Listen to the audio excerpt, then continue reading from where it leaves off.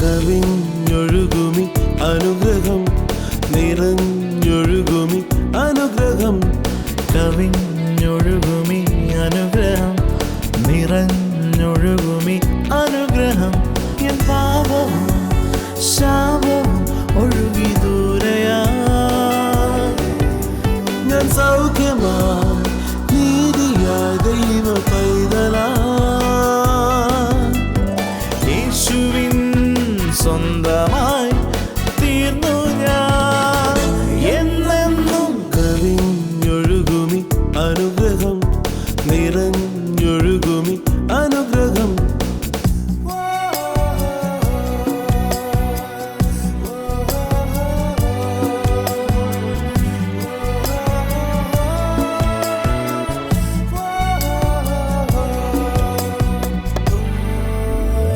പാടുമെൻ്റെ നാഥനായി നവകീർത്തനം ഇനി എന്നുമേ നിറയുന്നെൻ ഹൃദയമാകെ. കവിഞ്ഞൊഴുന്ന അനുഗ്രഹത്തിലേക്ക് വീണ്ടും സ്വാഗതം. ഇന്ന് ഈ എപ്പിസോഡിൽ ഒന്നുകൂടെ പറയാൻ പോകണേ. കവിഞ്ഞൊഴുന്ന അനുഗ്രഹത്തിലേക്ക് ഒരിക്കൽ കൂടെ സ്വാഗതം. കർത്താവായ യേശു ക്രിസ്തുവിൻ്റെ കൂടെ ഇരിക്കുന്നത് പോലെ ഇത്ര സന്തോഷം പകരുന്ന വേറൊന്നും ഈ ലോകത്തില്ല. നമ്മൾ ക്രിസ്തു ശരീരത്തിൽ ഈ ഭൂമിയിലായിരുന്നപ്പോൾ കർത്താവിനെ കണ്ടവരെല്ലാം സന്തോഷിച്ചു. യേശുവിൻ്റെ കൂടെ ഇരുന്നപ്പോൾ അല്ലെ ക്രിസ്തുവിനോട് അല്പസമയം സംസാരിച്ചപ്പോൾ ഒരു ഡിം അടിച്ച് ആരും പോയില്ല. മറിച്ച് നിരാശയോടെ വന്നവർ പ്രത്യാശ കൊണ്ട് നിറഞ്ഞു. ഇന്ന് ഉയർത്തെഴുന്നേറ്റ കർത്താവ് തൻ്റെ ശിഷ്യന്മാരോട് നമ്മളോട് ഓരോരുത്തരും പറഞ്ഞ് നിങ്ങൾ ഭൂലോകത്തിലൊക്കെ പോയി സകലരോടും ഈ സുവിശേഷം പറയണം, സദ്വർത്തമാനം പറയണം. എന്താ? യേശു ഉയർത്തെഴുന്നേറ്റിരിക്കുന്നു. കർത്താവായ യേശു താൻ ഉയർത്തെഴുന്നേറ്റ ശേഷം താൻ കണ്ടപ്പോഴെല്ലാം സമാധാനം എന്നാണ് പറഞ്ഞു. അതുകൊണ്ട് തന്നെ ഇന്നത്തെ വചനം, ക്രിസ്തുവിൻ്റെ വചനം, ആ കൂടെ ഇരിക്കുമ്പോൾ സമാധാനം കൊണ്ട് നമ്മൾ നിറയും. ഇന്ന് നമ്മൾ കേൾക്കാൻ പോകുന്നത് യേശു കർത്താവ് ഒരു വചനം പറഞ്ഞു, ദാഹിക്കുന്നവൻ എൻ്റെ അടുക്കൽ വന്ന് കുടിക്കട്ടെ, എന്നിൽ വിശ്വസിക്കുന്നതിൻ്റെ ഉള്ളിൽ നിന്ന് ജീവജല നദികൾ ഒഴുകും. പ്രിയപ്പെട്ടവരെ, കർത്താവിൽ വിശ്വസിക്കുമ്പോൾ നമ്മൾ തന്നെ ഒരു നദിയുടെ ഉറവിടമായി തീരുകയാണ്. ഒരു നദിയല്ല, നദികൾ നമ്മളെ ഒഴുകി ചെല്ലുകയാണ്. നമ്മുടെ വാക്കുകൾ നമ്മളുടെ ചെല്ലുന്നിടത്തെല്ലാം ഒരു ഡാം ഒന്ന് പൊട്ടി ഒഴുകി വരുമ്പോൾ അങ്ങനെ അതിന് മുമ്പിൽ തടസ്സങ്ങൾക്കൊന്നും നിൽക്കാൻ സാധിക്കത്തില്ല. സാഹചര്യം നമ്മളിലേക്ക് വന്ന് നമ്മളെ നിരാശപ്പെടുത്തുകയല്ല. പ്രശ്നങ്ങളില്ലാത്ത ആരാ ഉള്ളത്? പ്രതികൂല സാഹചര്യങ്ങളില്ലാത്ത ആരാ ഉള്ളത്? നമ്മുടെ സാഹചര്യങ്ങൾ നമ്മളിലേക്ക് വരികയല്ല, മറിച്ച് ക്രിസ്തു നമ്മളിലുണ്ടെങ്കിൽ പരിശുദ്ധാത്മാവെന്ന നമ്മിൽ കൂടെ ആ നദി ഒഴുകി സാഹചര്യങ്ങളെല്ലാം അടിച്ച് ക്ലീനാക്കുകയാണ്. ഭവനത്തിൻ്റെ സാഹചര്യം മാറും, തൊടുന്നിടമെല്ലാം മാറാൻ പോവുകയാണ്. വചനത്തിലേക്ക് നമുക്ക് കടക്കാം.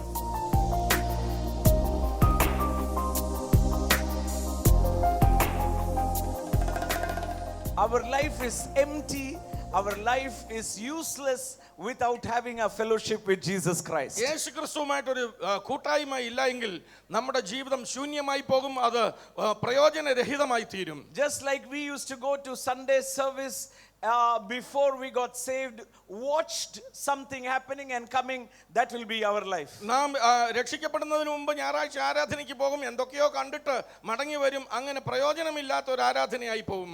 Life in Christ Jesus is not observing but living. ക്രിസ്തു യേശുവിലുള്ള ജീവിതം എന്ന് പറയുന്നത് അത് കാണുന്നതല്ല, മറിച്ച് ജീവിക്കുന്നത് അത്രേ. Life in fellowship with Jesus Christ. യേശു ക്രിസ്തുവുമായിട്ടുള്ള കൂട്ടായ്മയിലുള്ള ഒരു ജീവിതം. That is why the book of Corinthians says he has called us into a fellowship with him. അതുകൊണ്ടാണ് കൊരിന്ത്യ ലേഖനത്തിൽ ഇങ്ങനെ പറയുന്നത്, അവൻ നമ്മെ തന്റെ കൂട്ടായ്മയിലേക്ക് ക്ഷണിച്ചിരിക്കുന്നു. 1 Corinthians 1:9 is a word that I loved so much. When I read it, I was in awe. 1 കൊരിന്ത്യർ 1:9 വാക്യം എനിക്ക് വളരെ ഇഷ്ടമുള്ള ഒരു വാക്യമാണ്. ഞാനത് വായിക്കുമ്പോൾ വളരെ അത്ഭുതപ്പെടാറുണ്ട്. God the creator, God the omnipotent, God the Alpha and the Omega wants to have fellowship with me. സൃഷ്ടാവായ ദൈവം, സർവശക്തനായ ദൈവം, ആൽഫയും ഓമേഗയുമായ ദൈവം, അവന് എന്നോടൊരു കൂട്ടായ്മയോ? I, who am a creation of his, I, who are not worthy even to look at him, he calls me into fellowship with him. അവന്റെ കേവലം ഒരു സൃഷ്ടിയായ ഞാൻ, അവനെ ഒന്ന് നോക്കാൻ പോലും യോഗ്യതയില്ലാത്ത ഞാൻ, എനിക്ക് അവനുമായിട്ടൊരു കൂട്ടായ്മയോ?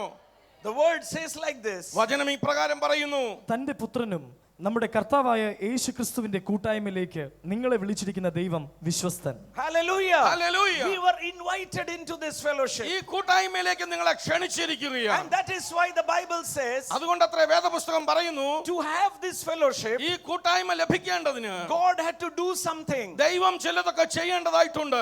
God said like this, ദൈവം ഇങ്ങനെ പറഞ്ഞു, for my sake I will forgive your iniquity. എന്നെ പ്രതി ഞാൻ നിങ്ങളുടെ അകൃത്യങ്ങളൊക്കെയും ക്ഷമിക്കുന്നു. For my sake I will forgive you. എന്നെ പ്രതി ഞാൻ നിങ്ങളോട് ക്ഷമിക്കുന്നു. For my sake I will give my son Jesus. എന്നെ പ്രതി ഞാൻ എൻ്റെ പുത്രനായ യേശുവിനെ നിങ്ങൾക്ക് തരുന്നു. Because I want fellowship with you. കാരണം നിങ്ങളുമായ ഒരു കൂട്ടായ്മ എനിക്ക് ആവശ്യമുണ്ട്. I will forgive your iniquity. ഞാൻ നിങ്ങളുടെ അതിക്രമങ്ങളൊക്കെയും ക്ഷമിക്കുന്നു. I will remember it no more. ഞാൻ ഇനി അത് ഓർക്കയുമില്ല.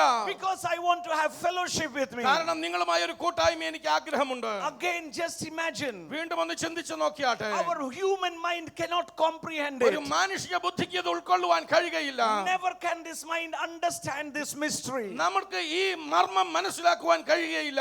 That is why in the book of Timothy it is called a mystery. അതുകൊണ്ട് തിമോഥെയോസിന്റെ ലേഖനത്തിൽ ഇതിനെ മർമ്മം എന്ന് പറയുന്നത്. 1 Timothy 3:16 says this is a big mystery. 1 തിമോഥെയോസ് 3:16 പറയുക ഇതൊരു വലിയ മർമ്മം തന്നെ. God putting on flesh. ദൈവം ജഡം ധരിച്ചിറങ്ങി വരിക. God the omnipotent putting on flesh. സർവശക്തനായ ദൈവം ജഡം ധരിക്കുകയോ? I cannot understand. എനിക്കത് മനസ്സിലാകുന്നില്ല. Putting on flesh to have fellowship with me. ഞാനുമായിട്ടൊരു കൂട്ടായ്മയ്ക്ക് വേണ്ടി അവൻ ജഡം ധരിക്കുന്നു. He who is above everything സകലത്തിനും മീതെയായവൻ comes down, stoops down to talk with me, to live with me, to be with me. എന്നോട് കൂടെ സംസാരിക്കേണ്ടതിന്, എന്നോട് കൂടെ ജീവിക്കേണ്ടതിന് അവൻ സ്വർഗം താഴ്ത്തി താഴേക്ക് ഇറങ്ങി വരുന്നു. I cannot even think about it. എനിക്ക് അതിനെ ഒന്ന് ചിന്തിക്കാൻ പോലും പറ്റുന്നില്ല. That is the biggest problem. അതാണ് ഏറ്റവും വലിയ പ്രശ്നം. Our mind cannot comprehend. നമ്മുടെ മനസ്സിന് ഇതിനെ ഉൾക്കൊള്ളുവാൻ കഴിയില്ല. Our mind, human mind is limited. മാനുഷിക ബുദ്ധി അത് പരിമിതപ്പെട്ടതത്രേ. God is a spirit. ഓ ദൈവം ആത്മാവാകുന്നു. He is so vast, unlimited. അവൻ പരിമിതിയില്ലാതെ വളരെ വിശാലമായവൻ.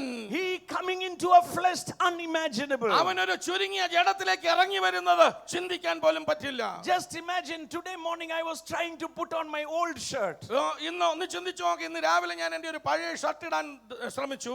It was so tight. അത് വളരെ ഇറുകിപ്പോയി. As I put one button, ഞാൻ ഒരു ബട്ടൺ ഇട്ടപ്പോൾ suffocating. എനിക്ക് ശ്വാസം മുട്ടാൻ തുടങ്ങി. I removed it immediately. ഞാൻ വേഗത്തിൽ ആ ഷർട്ട് ഊരി മാറ്റി. I was thinking, ഞാൻ ഇങ്ങനെ ചിന്തിച്ചു, for 1 minute a small shirt is suffocating for me. ഒരു നിമിഷ നേരത്തേക്കിന് ഒരു ചെറിയ ഉടുപ്പ് എന്നെ ശ്വാസം മുട്ടിച്ചുവെങ്കിൽ, Omnipotent God, സർവശക്തനായ ദൈവം, limitless God, അതിരുകളില്ലാത്തവൻ coming into a small body. ഒരു ചെറിയ ജഡത്തിലേക്ക് ഇറങ്ങി വരുന്നത്, What a love this is. ഓ എന്തൊരു വലിയ സ്നേഹമായത്. What a love this is. എന്തൊരു വലിയ സ്നേഹം ഇത്. Such great love for me. ഓ അവൻ എനിക്ക് വേണ്ടി ഇത് സഹിക്കുന്നു. If he loved me so അവൻ much, ഇത്രമേൽ എന്നെ സ്നേഹിച്ചുവെങ്കിൽ, will he not take care of every need of mine? ഓ അവൻ എന്റെ സകല ആവശ്യങ്ങളെയും കരുതുകയില്ലയോ? My God എന്റെ ദൈവം will supply all my needs എന്റെ സകല ആവശ്യങ്ങളും തീർത്തു തരും. according to his riches അവന്റെ ധനത്തിനൊത്തവണ്ണം in glory. മഹത്വത്തോടെ. Give glory to Jesus. യേശുവിന് മഹത്വം കൊടുക്ക. Give glory to Jesus. യേശുവിനെ മഹത്വപ്പെടുത്തിയാട്ടെ. Shout his lovely name. ആ നാമം ഒന്ന് ആർത്ത് വിളിക്ക. Oh, shout his lovely ആ name. മനോഹര നാമം വിളിക്ക. Jesus. യേശു, Jesus. യേശു, Jesus. യേശു.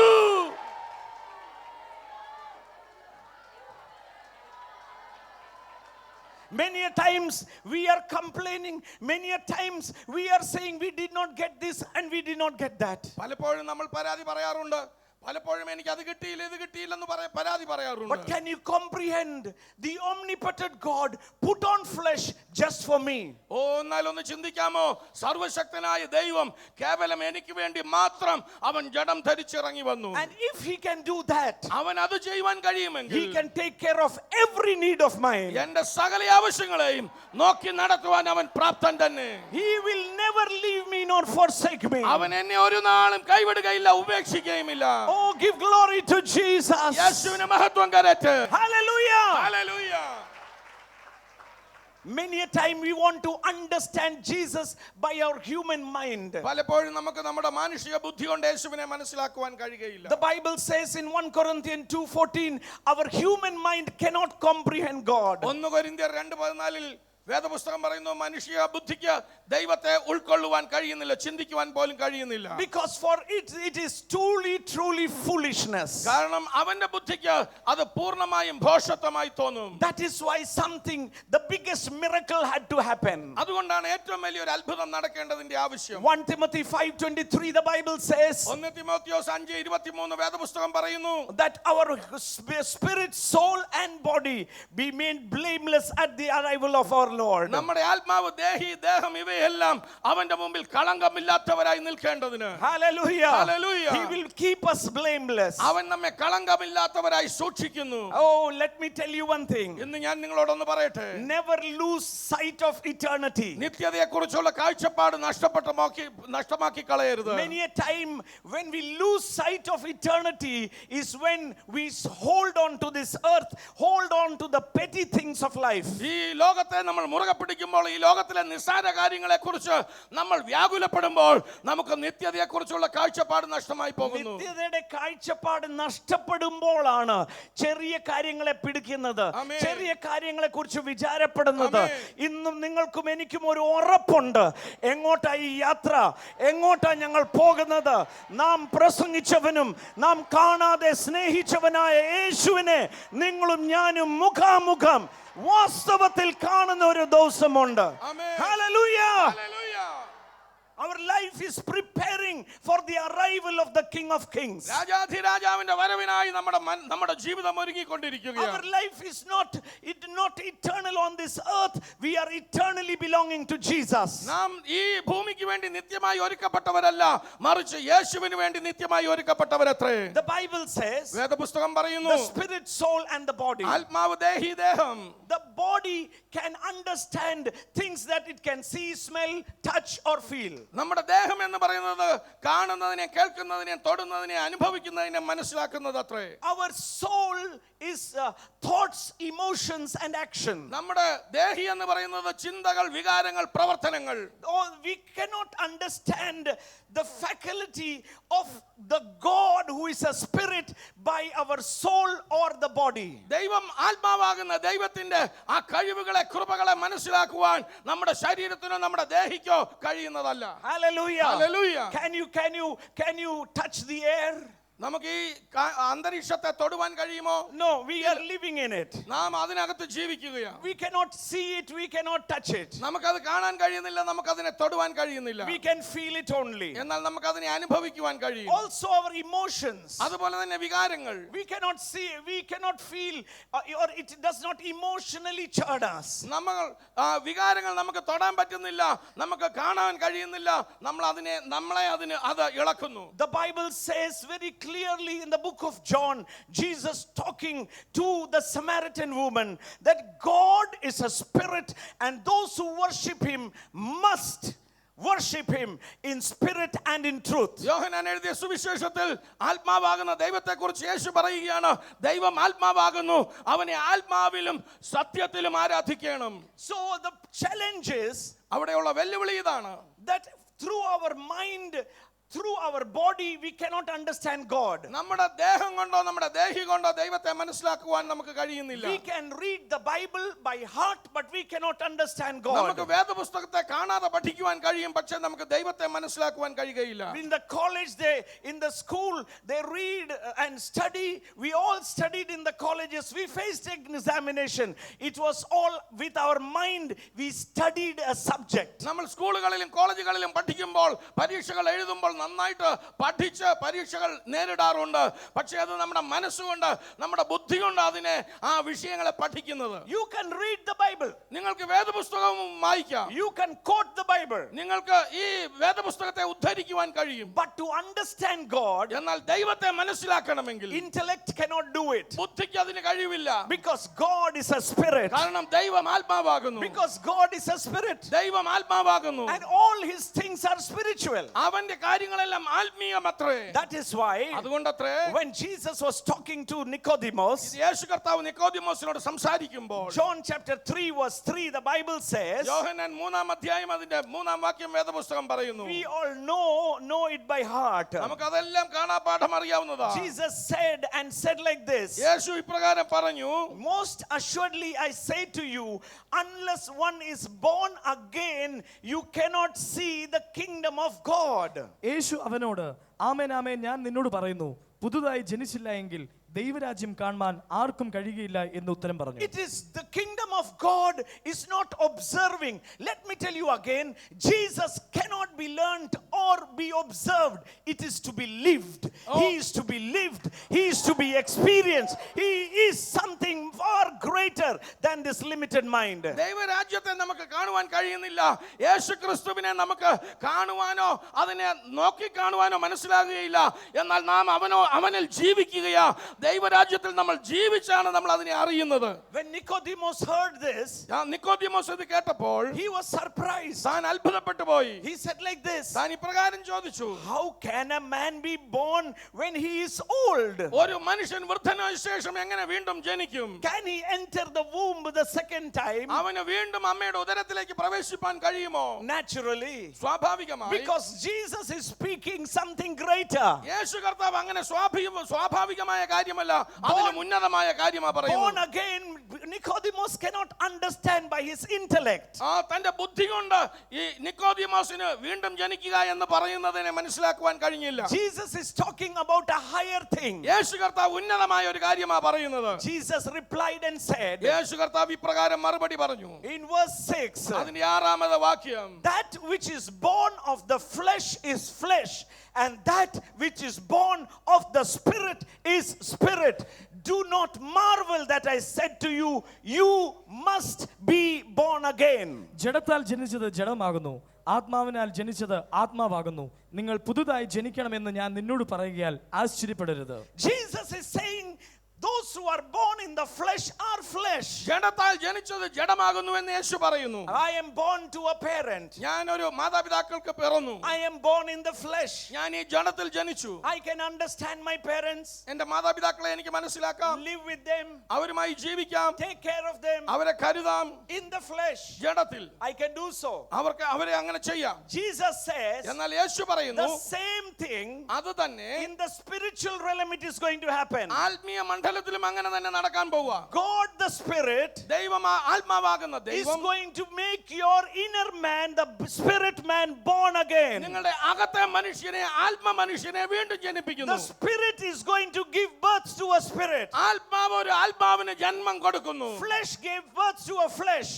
ജഡം ഒരു ജഡത്തിന് ജന്മം കൊടുക്കുന്നു. Spirit God is going to give birth to a spirit man. ആത്മാവാകുന്ന ദൈവം ഒരു ആത്മ മനുഷ്യന് The ജന്മം moment കൊടുക്കുന്നു. you said Jesus, നീ യേശു എന്ന് വിളിക്കുന്ന സമയം, when you said Jesus, യേശുവേ എന്ന് വിളിക്കുമ്പോൾ the spirit God ദൈവം ആത്മാവാകുന്ന ദൈവം came into your human flesh, നിങ്ങളുടെ ജഡത്തിലേക്ക് കടന്നു വന്ന് born again. വീണ്ടും ജനിക്കുന്നു.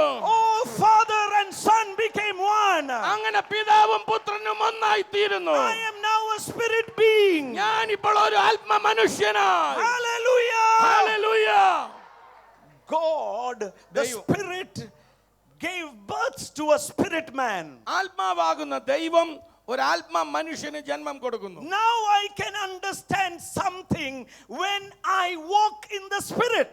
ഇപ്പോൾ ഞാൻ ആത്മാവിൽ നടക്കുമ്പോൾ എനിക്ക് ചില കാര്യങ്ങളൊക്കെ മനസ്സിലാകുന്നു. That is why അതുകൊണ്ടത്രേ a born again person, ഒരു വീണ്ടും ജനിച്ച വ്യക്തി, a new creation, ഒരു പുതിയ സൃഷ്ടി, when he walks in the flesh, താൻ ജഡത്തിൽ നടക്കുമ്പോൾ he cannot understand anything of God. തനിക്ക് ദൈവത്തിന്റെ ഒന്നും മനസ്സിലാവുന്നില്ല. Jesus said, യേശു പറഞ്ഞു, my words are spirit spirit. എന്റെ വാക്കുകൾ, എന്റെ വചനങ്ങൾ ആത്മാവാകുന്നു. Only the spirit world and the spirit man can understand. ആത്മ ലോകത്തിനും ആത്മ മനുഷ്യനും മാത്രമേ അത് മനസ്സിലാവൂ. Flesh profits nothing. ജഡത്തിന് അതുകൊണ്ട് ഒരു പ്രയോജനവുമില്ല. Today, ഇന്ന് when you are nourished in the inner man നിങ്ങളുടെ അകത്തെ മനുഷ്യൻ പുഷ്ടി പ്രാപിക്കുമ്പോൾ, by the words of Christ, ക്രിസ്തുവിന്റെ വചനത്താൽ പുഷ്ടി by പ്രാപിക്കുമ്പോൾ, walking in him, അവനിൽ നടക്കുന്നതിലൂടെ I can tell you for sure, ഞാൻ ഉറപ്പായിട്ടൊന്ന് പറയാം, God the Spirit ആത്മാവാകുന്ന ദൈവം made me his son through Jesus.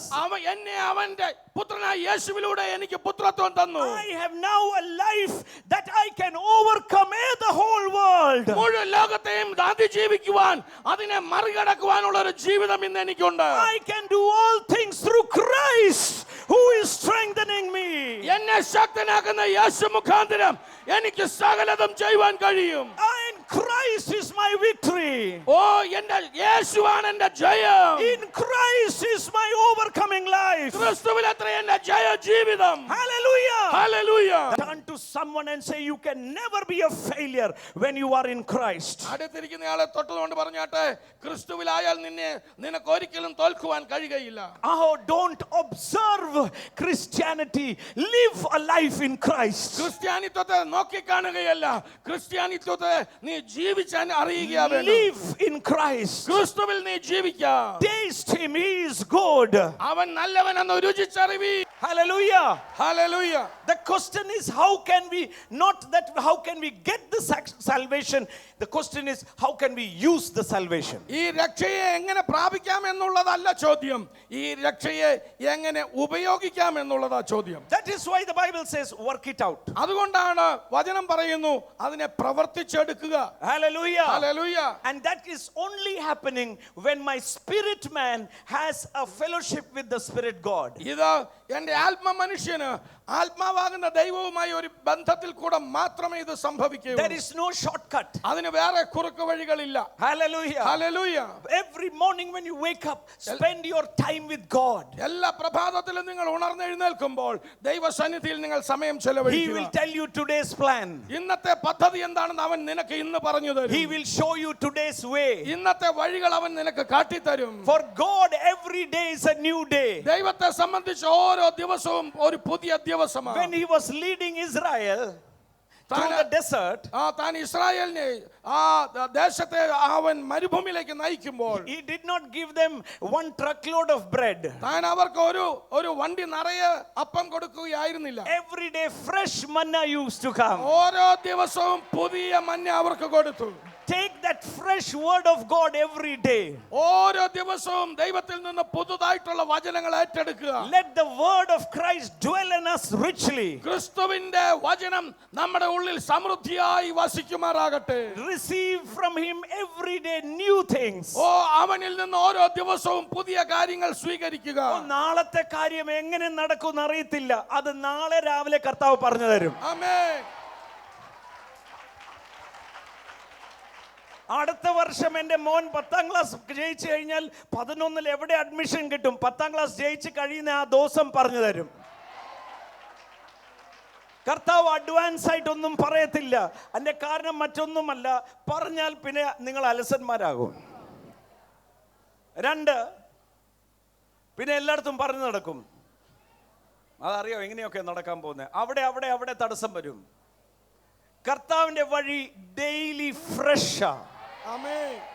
എൻ്റെ ജീവിതത്തിലെ അനുഭവമാണ് ഞാൻ പറയുന്നത്. നാളെ ഇന്നതാണ് പ്ലാൻ ഞാൻ ചെയ്യാറില്ല. അതിൻ്റെ കാര്യം രാവിലെ എഴുന്നേൽക്കുമ്പോൾ അന്നത്തെ വഴിയും പ്ലാനും കർത്താവ് തുറന്നു തരുന്നത്. ഹല്ലേലൂയ. ഇന്നലത്തെ പരാജയത്തിലും ജീവിക്കരുത്. നാളെ കിട്ടാൻ പോകുന്ന നന്മ സ്വപ്നം കണ്ട അലസന്മാരും ആകരുത്. ഇന്നത്തേക്ക് ജീവിക്കുവാൻ, ഇന്നത്തെ മന്ന മോളിൽ നിന്ന് പ്രാപിച്ചു വേണം ജീവിക്കുവാൻ. ചേർന്ന് കർത്താവിനെ സ്തോത്രം ചെയ്താൽ. ഇനി സാഹചര്യങ്ങളെ പഴിച്ചുകൊണ്ടിരിക്കുകയല്ല. പലപ്പോഴും നമ്മളുടെ ഒക്കെ ജീവിതത്തിൽ ഒരു പ്രതിസന്ധി വരുമ്പോൾ ആരെങ്കിലുമൊക്കെ നമ്മൾ പ്രതീക്ഷിച്ചവർ അനുകൂലമല്ല പ്രതികൂലമായി നിൽക്കുമ്പോൾ ഷോ എന്നൊക്കെ പറഞ്ഞ് സാഹചര്യങ്ങളുടെ ഭാരങ്ങൾ നമ്മളിലേക്ക് കടക്കുക. എന്നാൽ മറക്കരുത്, കർത്താവിൽ വിശ്വസിച്ച് നിങ്ങളുടെ ഉള്ളിൽ, എൻ്റെ ഉള്ളിൽ ഒരു വലിയ നദിയുണ്ട്. ഏതൊക്കെയോ ചിറകെട്ടി നമ്മൾ അടച്ചു വെച്ചത് ഇന്നൊന്ന് പൊട്ടി പുറപ്പെടട്ടെ. ആ ആത്മാവിലൊന്ന് സന്തോഷിച്ച് ഒന്ന് പാട്ട് പാടി സ്തുതിച്ച് അപ്പോൾ സംഭവിക്കാൻ പോകുന്നത് സാഹചര്യമെല്ലാം മാറും, പ്രതിസന്ധികൾ മാറും. അപ്പോസ്തലന്മാർ ആരാധിച്ചപ്പോൾ ചങ്ങലകൾ പൊട്ടി അവരുടെ സാഹചര്യം മാറിയതുപോലെ നമ്മളിൽ നിന്ന് സമാധാനവും വിടുതലും ഒഴുകട്ടെ. എനിക്കെതിരെ ആരോ ചെയ്തിരിക്കുകയാണ്, എനിക്ക് പോരാട്ടമായി, ഇതെല്ലാം പറഞ്ഞുകൊണ്ടിരിക്കാതെ നമ്മളിൽ നിന്നും നദി ഒഴുകട്ടെ. നമുക്ക് പ്രാർത്ഥിക്കാം. പിതാവേ, ഇന്ന് ഈ വചനം കേട്ടുകൊണ്ടിരുന്ന ഓരോരുത്തരെയും കർത്താവിൻ്റെ കൈകളിൽ ഏൽപ്പിക്കുകയാണ്. യേശു കർത്താവിൽ വിശ്വസിച്ച നിമിഷം ഈ എന്നെ കേൾക്കുന്ന ഓരോ മക്കളുടെ ഉള്ളിൽ കർത്താവ് വച്ചിരിക്കുന്ന നദി അതൊന്ന് കവിഞ്ഞൊഴുകട്ടെ. പ്രതിസന്ധിയും ചുറ്റുപാടുമുള്ള ഭാരങ്ങളും കണ്ട് നിരാശപ്പെടുകയല്ല, ആത്മാവിൽ നിറഞ്ഞ് പാടി സ്തുതിക്കുമ്പോൾ സാഹചര്യങ്ങൾ മാറുമല്ലോ. അതിനായി ഓരോ മക്കളെയും കർത്താവ് ബലപ്പെടുത്തുന്നതിനായി സ്തോത്രം. പരിശുദ്ധാത്മാവിൻ്റെ നിറവ് ഇപ്പോൾ തന്നെ ഉണ്ടാകട്ടെ. കർത്താവെ, പല പ്രതികൂല സാഹചര്യങ്ങളാലും ഇനി അടുത്തുള്ള ദിവസങ്ങളിൽ പല പ്രശ്നങ്ങൾ, പ്രതിസന്ധികൾ മുമ്പിലുള്ളവരെന്നെ കേൾക്കുന്നുണ്ട്. ഇത് പ്രാർത്ഥിച്ചുകൊണ്ടിരിക്കുമ്പോൾ തന്നെ കർത്താവ് വഴി തുറക്കുന്നതിനായി സ്തോത്രം, വാതിലുകൾ തുറക്കുന്നതിനായി സ്തോത്രം. കർത്താവെ, ഇപ്പോൾ തന്നെ രോഗികളായി ഈ പ്രോഗ്രാം ശ്രദ്ധിച്ചുകൊണ്ടിരിക്കുന്ന അനേകരുണ്ടല്ലോ, കർത്താവിൻ്റെ കരം വരെ തൊടുന്നതിനായി സ്തോത്രം. ഇത് കേട്ടുകൊണ്ടിരിക്കുമ്പോൾ തന്നെ വിശ്വാസത്തോടെ നിങ്ങളുടെ ആ കരം ആ രോഗമുള്ള ഭാഗത്തൊന്ന് വെച്ച്, കർത്താവെ, അവിടുന്ന് കാണുന്നല്ലോ, അത്ഭുത സൗഖ്യം ഈ സമയത്ത് കൊടുത്തിരിക്കാൻ സ്തോത്രം. പ്രാർത്ഥന കേട്ടതിനായി നന്ദി. യേശുവിൻ നാമത്തിൽ തന്നെ ആമേൻ, ആമേൻ. കർത്താവ് നിങ്ങളെ ധാരാളമായി അനുഗ്രഹിക്കട്ടെ. അടുത്ത എപ്പിസോഡിൽ നമുക്ക് വീണ്ടും കാണാം. അതുവരെയും കർത്താവ് തൻ്റെ കൃപയിൽ നമ്മെ സൂക്ഷിക്കട്ടെ. I bless you in Jesus name, ആമേൻ. TV പ്രേക്ഷക സംഗമവും വിടുതൽ ശുശ്രൂഷയും കോഴിക്കോട് സെപ്റ്റംബർ 16 ബുധൻ. ശുശ്രൂഷ രാവിലെ 10-ന് നളന്ദ ഓഡിറ്റോറിയം. TV പ്രേക്ഷക സംഗമവും വിടുതൽ ശുശ്രൂഷയും മൈസൂരിൽ സെപ്റ്റംബർ 17 വ്യാഴം. Jagan Mohan Palace, city bus സ്റ്റാൻഡിന് സമീപം.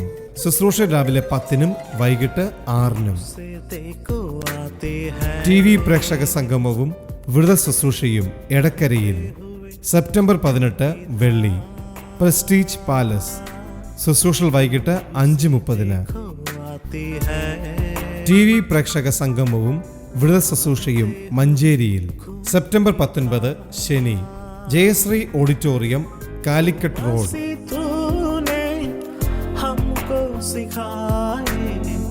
प्रेम की परिभाषा को ओ मसीह तूने हमको सिखाए, प्रेम की परिभाषा को।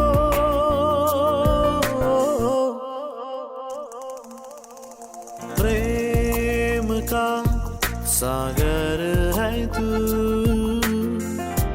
चांदी का राजकुमार है तू, चरण